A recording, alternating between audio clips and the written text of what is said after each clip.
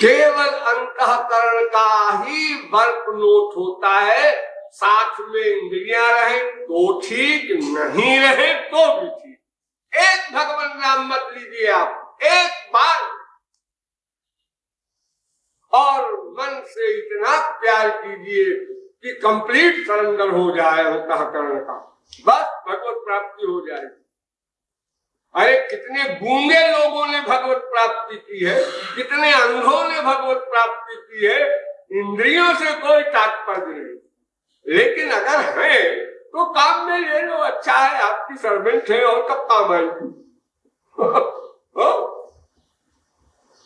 और हमारे संसार में यही एक मिस्टेक सबके साथ लगी हुई है। जितने संप्रदाय वाले, धर्म वाले सारी दुनिया में उपासना करते हैं, वो यही पर जो पहला नंबर है, पहला दर्जा है, वही भूल कर जाते हैं। इंद्रियों से उपासना हो रही है, जबान से, आंख से, हाथ पैर से, ये सब हो रहा है, मन पर ध्यान नहीं है। तो प्रेम मन को करना है, चाहे संसार में करे चाहे भगवान में करे। खास दुश्मनी मन को करना है, चाहे संसार में करे चाहे परमार्थ में करे। ये राग द्वेष द्वंद्व कहलाता है। ये द्वंद्व है।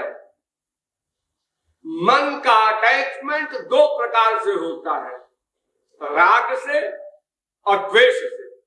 राग माने अनुकूल भाव से अटैचमेंट, और द्वेष माने प्रतिकूल भाव से अटैचमेंट। दोनों का एक फल। जैसे गोपियां सर्वत्र श्याम सुंदर का अनुभव करती हैं अनुकूल भाव से, भाटन में, घाटन में, बीथन में, भागन में, वृक्षन में, बेलन में, भाटिका में, वन में, करण में, दीवारन में, देहरी दरीचन में, हीरन में, हारन में, भूषण में, तन में। ऐसे ही कंस भी सर्वत्र श्री कृष्ण को देख रहा है, शिशुपाल भी सर्वत्र श्री कृष्ण का अनुभव कर रहा है। दोनों का एक फल बोलो। यहां भी लोग भूल करते हैं, ये मेरी माँ, ये मेरा बाप, ये मेरी बीवी, ये मेरा पति, ये मेरे बच्चे मेरे लिए दुश्मन है, भगवान की ओर चलने नहीं देते। दुश्मन है क्या? क्यों दुश्मन है भाई? तुमने इनमें मन का अटैचमेंट किया है तो तुम्हारी बुद्धि दुश्मन है, ये तो हम मान लेते हैं। ये लोग दुश्मन क्यों? ये क्या बिगाड़ रहे हैं तुम्हारा? तुम्हारी क्या हानि कर रहा है? कोई भी व्यक्ति विश्व में किसी की क्या हानि कर सकता है? कुछ कर ही नहीं सकता कोई।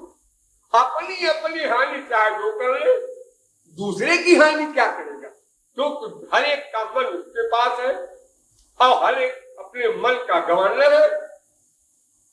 हम अपने मन को जैसा चाहे वैसा बना ले, लेकिन हम लोग द्वेष करने लगते हैं, और द्वेष करके जब घर छोड़ते हैं तो कहते हैं वैराग्य हो गया, मुझे शकल नहीं देखना बीवी की, माँ की, बेटे की। ये तो दुश्मनी है, शकल नहीं देख रहे। अरे शकल देखो, अरे वो कैरेक्टरलेस है, वो मक्कार है, 420 है। हाँ, तो उस 420 में श्याम सुंदर बैठे हैं, उनको देखो। द्वेष न करो कहीं पर, कबीरा खड़ा बाजार में, सबकी मांगे खैर, ना काहू सो दोस्ती और ना काहू सो बैर। अरे भाई सभी स्वार्थी है, आनंद चाहते हैं, बेचारे बेचारे, किसी की गलती क्या है? अरे वो हमको उसने ठगा, ठगा भी कुछ, सब ठग रहे हैं एक दूसरे को। ये कौन सी नई बात तुम बता रहे हो? सारा संसार एक दूसरे को ठगने की स्कीम में जुटा हुआ है 24 घंटे। लेकिन किस लिए? ईश्वर के आनंद को पाने के लिए। तो गलती क्या है? चीज तो ठीक चाहता है, हाँ, लेकिन भ्रम ये है कि तुमसे मिल जाएगा, इसलिए तुमको ठग रहा है। अरे तो उसका लक्ष्य तो खराब नहीं है। गौरांग महाप्रभु के सत्संग में एक व्यक्ति बड़े कठोर हृदय का था, उसको आंसू न आवे और महाप्रभु जी रोज जोर दे इसी पर, आंसू बहाओ, बिना आंसू के तुम्हारा संकीर्तन नहीं है। अहंकार छोड़ो। किस बात का अहंकार लिए घूम रहे हो? क्या है तुम्हारे पास? न शरीर ढंग का है, न मन है, न बुद्धि है, न कोई अनंत कोटि ब्रह्मांड की प्रॉपर्टी है क्या तुम्हारे पास जो इतना बड़ा अहंकार लिए हो कि अपने शरण के सामने भी क्षमा तक नहीं मांग सकते, आंसू नहीं बहा सकते? तो वो बेचारा बहुत परेशान हुआ और फिर भी आंसू न आए तो उसने मिर्ची लिया, मिर्ची को एक कपड़े में बांधा, उसकी पोटली बनाया मिर्ची की, लाल मिर्ची, और बना के सत्संग जब शुरू हो जाए तो जाकर वहां बैठ जाए सबके पीछे, और मिर्ची को पोटली को हाथ में ले ले और यूं करके आंख धीरे से आंख में छुआ दे उसको, तब मिर्ची लगेगी तो पानी निकलेगा आंख से। फिर ये किसी ने देख लिया कि ये क्या हाथ में लिए रहता है और क्या करता है, तो किसी ने पकड़ा और महाप्रभु जी के सामने गए, ले गए उसको। तो देखिए महाराज जी पाखंड करता है। महाप्रभु जी ने कहा भाई तुम ऐसा क्यों करते हो, किस लिए करते हो? उन्होंने कहा महाराज जी क्या करें, हम तंग आ गए इस मन से, बहुत धिक्कारते हैं इसको, बहुत फील करते हैं, फिर भी आंसू नहीं आते, और आंसू आना कंपलसरी है आपके, इसलिए मिर्ची की पोटली आंख में लगा लेता हूं। महाप्रभु जी ने चिपका लिया और शिकायत करने वाले को डांटा कि क्यों जी तुम यहाँ यही देखने आते हो, कौन आंख में मिर्ची लगाता है, कौन खोपड़ा लगाता है? अरे तुमको साधना करने के लिए तुम आते हो, तुमको साधना करना चाहिए, तुमको दूसरे से क्या मतलब है? और इसने तो तत्व को जान लिया, जिसने तत्व को जान लिया उसने 50% मंजिल तय कर ली। ये तत्व बिन रोए किन पाइया प्रेम प्यारो मीत, रोना कंपलसरी है निष्काम भाव से, यह बात इसने समझ ली है। और तुम जो लोगों में दोष देखते हो, ये तो इतना बड़ा दोष है दूसरे में दोष देखना कि इससे बड़ा कोई दोष हो ही नहीं सकता। जिसने दूसरे में दोष देखने की आदत डाली वो अपने में दोष कभी नहीं देखेगा, और जो अपने में दोष नहीं देखेगा तो दोष के निकालने की दवा क्यों करेगा?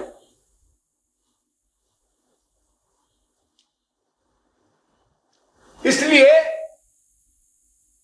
इस मन को, जो मन संसार में सर्वत्र प्रेम का स्वांग रच रहा है, यहाँ सब स्वार्थ से ही प्रेम करते हैं। प्रेमी और प्रेमास्पद शब्द का प्रयोग ही गलत है। संसार में कोई प्रेमास्पद नहीं हो सकता, और अगर हो भी जाए हम ये भी मान ले तो उससे हमारा लक्ष्य नहीं प्राप्त हो सकता। क्यों? इसलिए कि प्रेम वैसे तो बहुत प्रकार का है, लेकिन प्रमुख रूप से 2 प्रकार का होता है। भक्त्या संजातया भक्त्या साधन सिद्धि राम पग नेहु। एक प्रेम करना है और एक प्रेम गुरु कृपा से मिलना है। एक शब्द पर ध्यान दीजिएगा, एक प्रेम पहले करना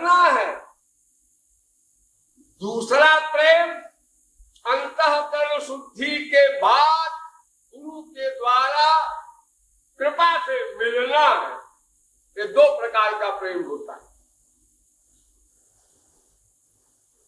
अच्छा, और थोड़ी समझिए, एक प्रेम अंतःकरण का बर्तन साफ करेगा, वो काम आपका है। बर्तन साफ करना, शुद्ध करना, अंतःकरण शुद्धि। दूसरा प्रेम जो वास्तविक प्रेम है, वो गुरु के द्वारा बर्तन साफ होने के बाद दिया जाएगा, वो बिना मूल्य के मिलेगा। कृपाजन्य है वो प्रेम।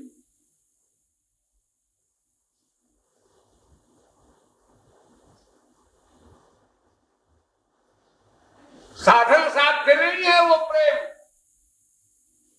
साधनौघैरना संगैरलभ्या सुचिरादपि। करोड़ों कल्प कोई निष्काम साधनाएं भी कर डाले तो भी वो प्रेम नहीं प्राप्त कर सकता। नंबर 2 वाला जो गुरु द्वारा मिलता है, वो किसी साधना से नहीं मिल सकता, वो तो कृपा से ही मिलेगा। साधना से तो माया निवृत्ति तक नहीं हो सकती, प्रेम क्या मिलेगा। देखिए, ये जो पहली कक्षा है साधना के द्वारा, वो है मुक्ति, माया से छुटकारा पाना।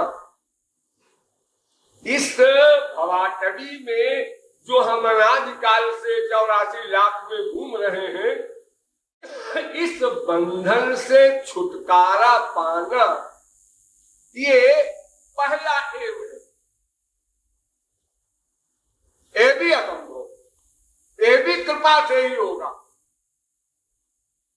उस कृपा में शर्त है जरूर, यहां आप रोज सुनते होंगे, लेकिन कृपा से ही होगा। उसका कोई मूल्य नहीं चुका सकता, क्योंकि आपके पास जितना भी मूल्य है सब मटीरियल।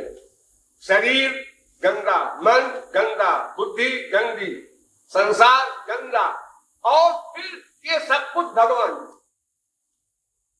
आपका है क्या? आपका सामान है कौन?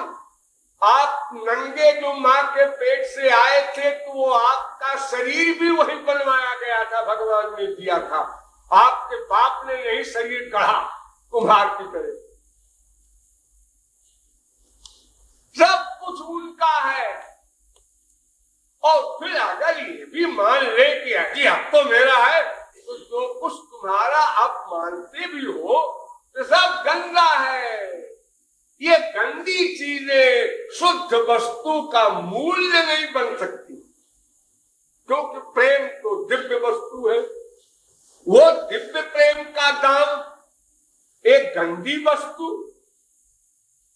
ऐसा कौन बिजनेसमैन होगा जो ऐसा व्यापार करेगा, गंदी चीज लेकर के और इतनी ये मूल्य वस्तु दे।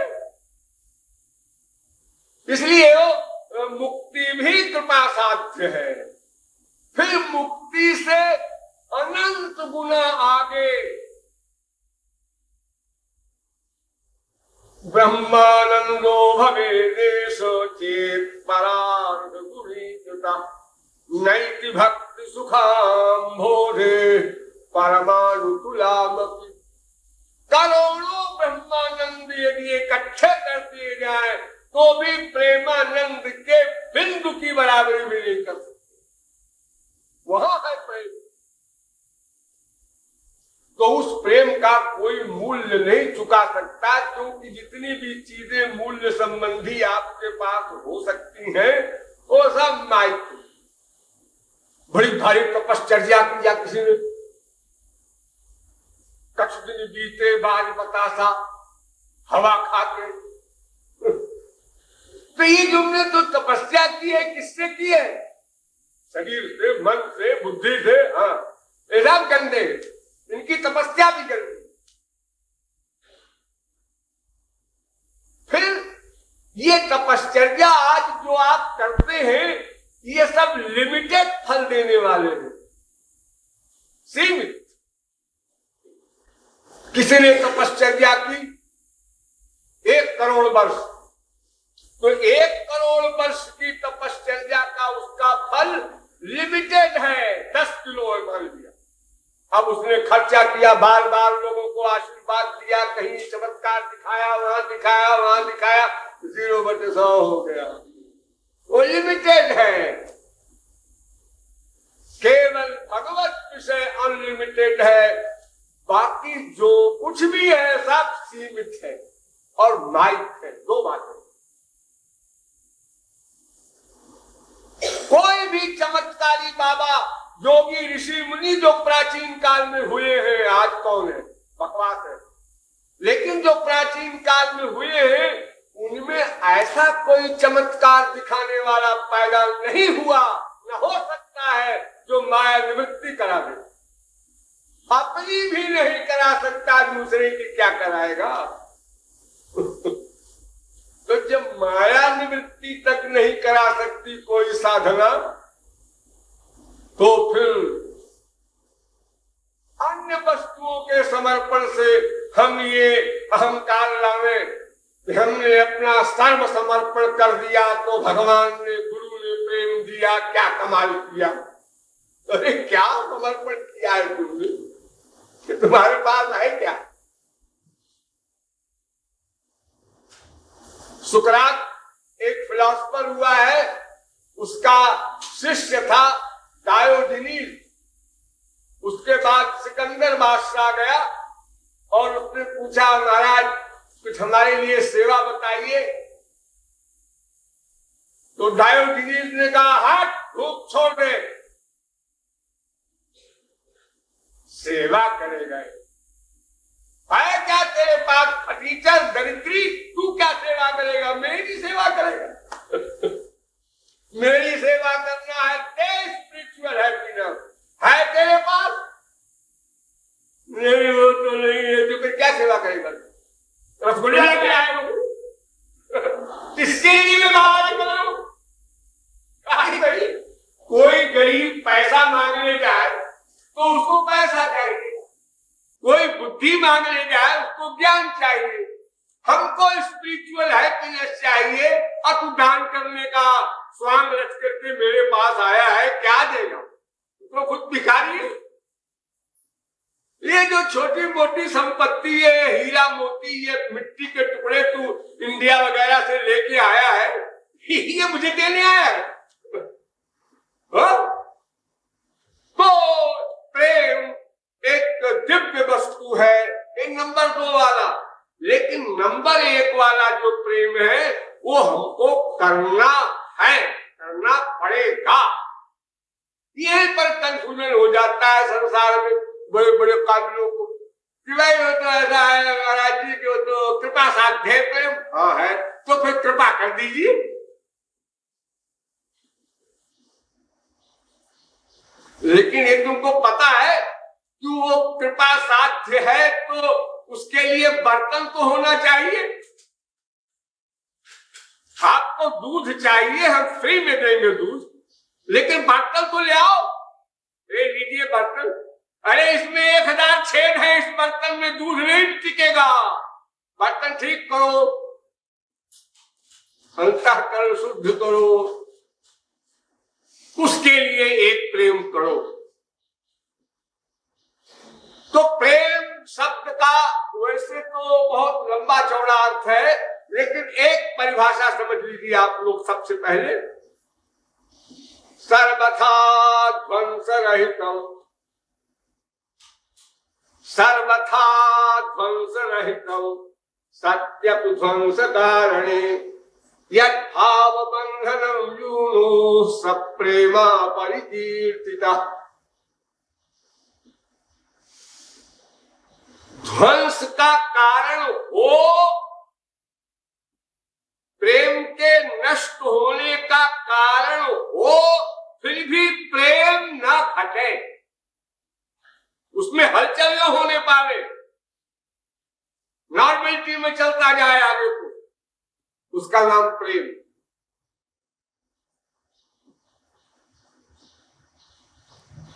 देखिए आपके संसार में जो आसक्ति होती है, इसमें क्या होता है, ध्वंस का कारण आया, प्रेम 0/100।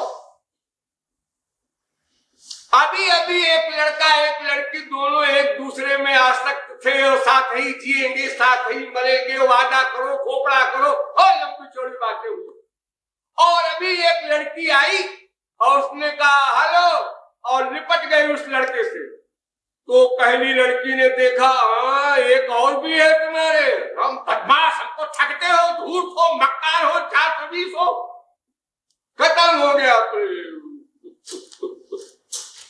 यानी ध्वंस का कारण आया, प्रेम समाप्त। अरे आपकी विवाहिता बीवी हो, सगी माँ हो, और जरा भी स्वार्थ की गड़बड़ी हुई, 4 आने, प्रेम 4 आने कम हो गया, 8 आने हुई, 8 आने कम हो गया, 12 आने गड़बड़ी हुई, 12 आने कम हो गया। यानी आपके स्वार्थ के बेपेंदी के लोटे के आधार पर आपका प्यार टिका।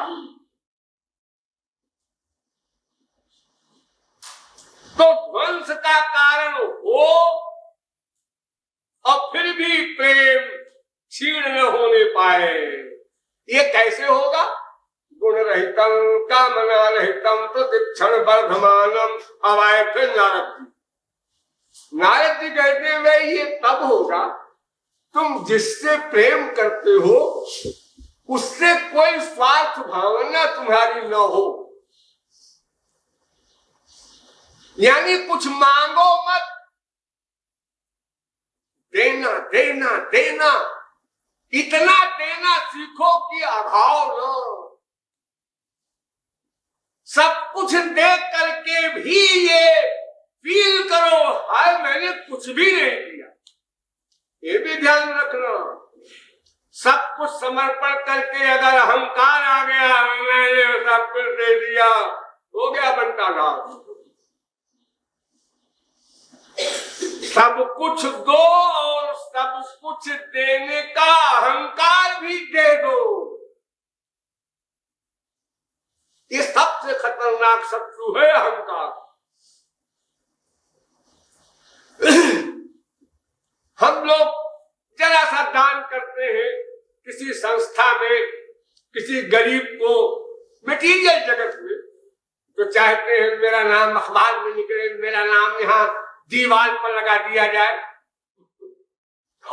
इतना भूल जाते हैं कि दान तो गुप्त जो होता है उसको दान कहते हैं, और कोई जाने न, क्योंकि कोई जानेगा और प्रशंसा कर देगा तो अहंकार हो जाएगा, सब चौपट हो गया। जैसे महापुरुष और भगवान चोरी चोरी सेवा करते हैं शरणागत की बिना बताए, और अगर वो पूछेगा तो भी कह देंगे नहीं मैंने तो कुछ नहीं किया तुम्हारे लिए।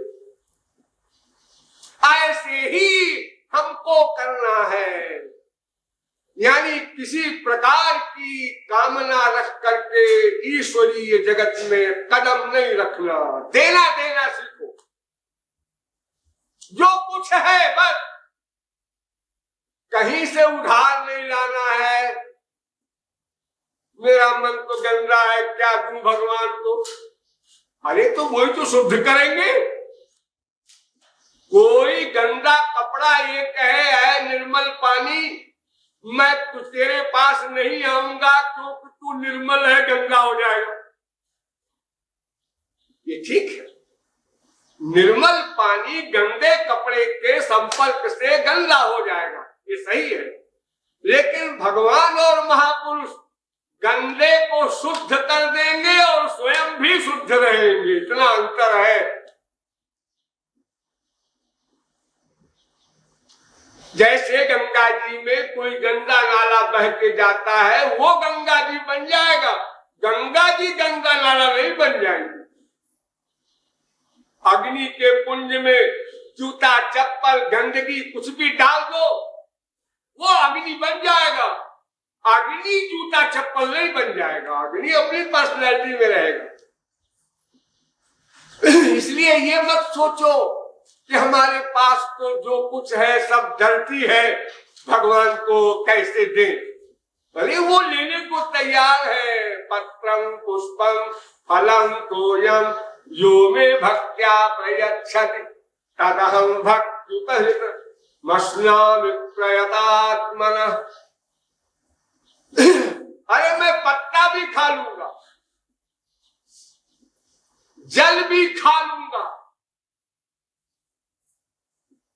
प्यार से दो, तुम जो दोगे मैं ले लूंगा। इतनी कृपाओं के कानून बना रखे हैं भगवान ने, हम उनको समझते नहीं, उनकी इंपॉर्टेंस नहीं रियलाइज करते, इसलिए लापरवाह। स्वार्थ युक्त जो संसार में कृपा करने का दावा करते हैं, इन पर तो विश्वास है।